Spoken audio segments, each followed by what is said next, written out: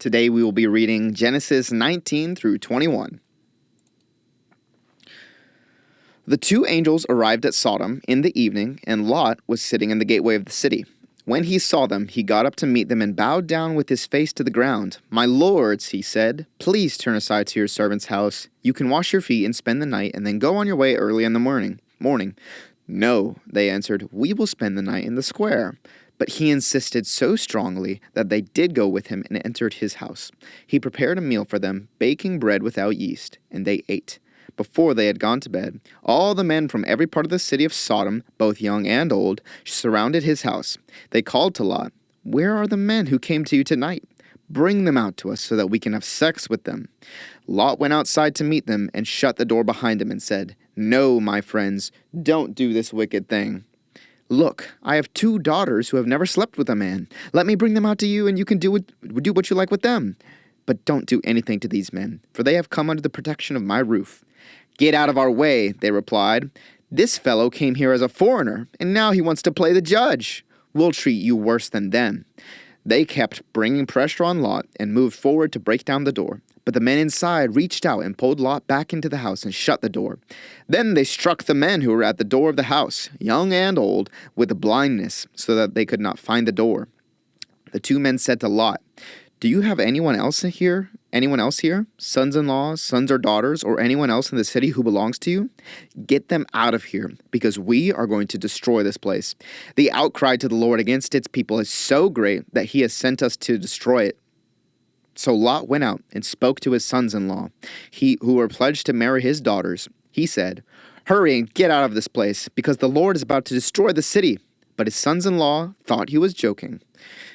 With the coming of dawn, the angels urged Lot, saying, "Hurry, take your wife and your 2 daughters who are here, or you will be swept away when the city is punished." When he hesitated, the men grasped his hand and the hands of his wife and of his 2 daughters and led them safely out of the city, for the Lord was merciful to them. As soon as they had brought them out, one of them said, "Flee for your lives, don't look back, and don't stop anywhere in the plain. Flee to the mountains, or you will be swept away." But Lot said to them, "No, my lords, please. Your servant has found favor in your eyes, and you have shown great kindness to me in sparing my life. But I can't flee to the mountains. This disaster will overtake me, and I'll die. Look, here is a town near enough to run to, and it is small. Let me flee to it. It is very small, isn't it? Then my life will be spared." He said to them, "Very well. I will grant this request too. I will not overthrow the town you speak of, but flee there quickly, because I cannot do anything until you reach it." That is why the town is called Zor. By the time Lot reached Zor, the sun had risen over the land. Then the Lord rained down burning sulfur on Sodom and Gomorrah from the Lord out of the heavens. Thus he overthrew those cities and the entire plain, destroying all those living in the cities and also the vegetation in the land. But Lot's wife looked back, and she became a pillar of salt. Early the next morning, Abraham got up and returned to the place where he had stood before the Lord. He looked down toward Sodom and Gomorrah, toward all the land of the plain, and he saw dense smoke rising from the land, like smoke from a furnace. So when God destroyed the cities of the plain, he remembered Abraham, and he brought Lot out of the catastrophe that overthrew the cities where Lot had lived. Lot and his 2 daughters left Zor and settled in the mountains, for he was afraid to stay in Zor. He and his 2 daughters lived in a cave. One day the older daughter said to the younger, "Our father is old, and there is no man around here to give us children, as is the custom all over the earth. Let's get our father to drink wine and then sleep with him, and preserve our family line through our father." That night they got their father to drink wine, and the older daughter went in and slept with him. He was not aware of it when she lay down or when she got up. The next day, the older daughter said to the younger, "Last night I slept with my father. Let's get him to drink wine again tonight, and you go in and sleep with him so we can preserve our family line through our father." So they got their father to drink wine that night also, and the younger daughter went in and slept with him. Again, he was not aware of it when she lay down or when she got up. So both of Lot's daughters became pregnant by their father. The older daughter had a son, and she named him Moab. He is the father of the Moabites of today. The younger daughter also had a son, and she named him Ben-Ami. He is the father of the Ammonites of today. Now Abraham moved on from there into the region of the Negev and lived between Kadesh and Shur. For a while he stayed in Gerar, and there Abraham said of his wife Sarah, "She is my sister." Then Abimelech, king of Gerar, sent for Sarah and took her. But God came to Abimelech in a dream one night and said to him, "You are as good as dead because of the woman you have taken. She is a married woman." Now Abimelech had not gone near her, so he said, "Lord, will you destroy an innocent nation? Did he not say to me, 'She is my sister,' and didn't she also say, 'He is my brother'? I have done this with a clear conscience and clean hands." Then God said to him in the dream, "Yes, I know you did this with a clear conscience, and so I have kept you from sinning against me. That is why I did not let you touch her. Now return the man's wife, for he is a prophet, and he will pray for you, and you will live. But if you do not return her, you may be sure that you and all who belong to you will die." Early the next morning, Abimelech summoned all his officials, and when he told them all that had happened, they were very much afraid. Then Abimelech called Abraham in and said, "What have you done to us? Have I wronged you that you have brought such great guilt upon me and my kingdom? You have done things to me that should never be done." And Abimelech asked Abraham, "What was your reason for doing this?" Abraham replied, "I said to myself, 'There is surely no fear of God in this place, and they will kill me because of my wife. Besides, she really is my sister, and the daughter of my father, though not of my mother. And she became my wife. And when God had me wander from my father's household, I said to her, This is how you can show your love to me. Everywhere we go, say of me, He is my brother.' Then Abimelech brought sheep and cattle, and male and female slaves, and gave them to Abraham. And he returned Sarah, his wife, to him. And Abimelech said, 'My land is before you. Live wherever you like.' To Sarah he said, 'I am giving your brother 1,000 shekels of silver. This is to cover the offense against you before all who are with you. You are completely vindicated.'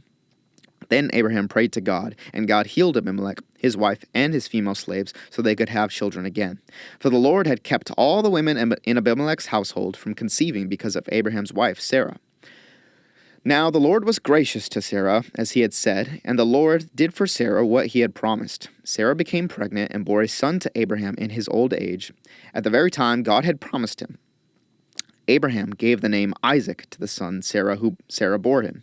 When his son Isaac was 8 days old, Abraham circumcised him. As God commanded him, Abraham was 100 years old when his son Isaac was born to him. Sarah said, "God has brought me laughter, and everyone who hears about this will laugh with me." And she added, "Who would have said to Abraham that Sarah would nurse children? Yet I have borne him a son in his old age." The child grew and was weaned, and on the day Isaac was weaned, Abraham held a great feast. But Sarah saw that the son whom Hagar the Egyptian had borne to Abraham was mocking.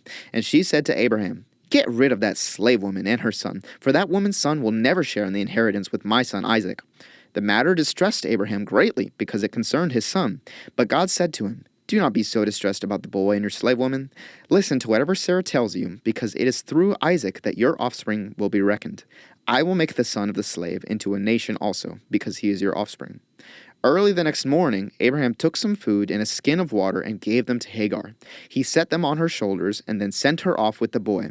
She went on her way and wandered into the desert of Beersheba. When the water in the skin was gone, she put the boy under one of the bushes. Then she went off and sat down about a bowshot away, for she thought, "I cannot watch the boy die." And as she sat there, she began to sob. God heard the boy crying, and the angel of God called to Hagar from heaven and said to her, "What is the matter, Hagar? Do not be afraid. God has heard the boy crying as he lies there. Lift the boy up and take him by the hand, for I will make him into a great nation." Then God opened her eyes, and she saw a well of water. So she went and filled the skin with water and gave the boy a drink. God was with the boy as he grew up. He lived in the desert and became an archer. While he was living in the desert of Paran, his mother got a wife for him from Egypt. At that time, Abimelech and Phicol, the commander of his forces, said to Abraham, "God is with you in everything you do. Now swear to me here before God that you will not deal falsely with me or my children or my descendants. Show to me and the country where you now reside as a foreigner the same kindness I have shown you." Abraham said, "I swear it." Then Abraham complained to Abimelech about a well of water that Abimelech's servants had seized. But Abimelech said, "I don't know who has done this. You did not tell me, and I heard about it only today." So Abraham brought sheep and cattle and gave them to Abimelech, and the two men made a treaty.